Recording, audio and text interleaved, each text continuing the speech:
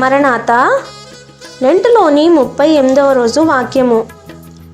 మనుష్యుడు రొట్టె వలన మాత్రము కాదు గాని దేవుని నోట నుండి వచ్చు ప్రతి మాట వలనను జీవించును. మత్తయి సువార్త 4వ అధ్యాయము 4వ వచనము.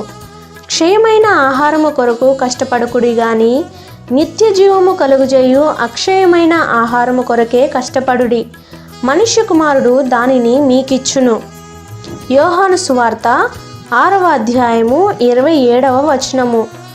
పరలోకము నుండి దిగివచ్చిన జీవాహారమును నేనే. ఎవడైనను ఈ ఆహారము భుజించితే వాడెల్లప్పుడూ జీవించును. యోహాను సువార్త 6వ అధ్యాయము 51వ వచనము. నా శరీరము తిని నా రక్తము త్రాగువాడే నిత్య జీవము గలవాడు.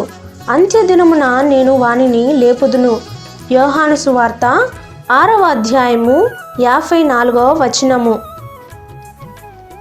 God bless you.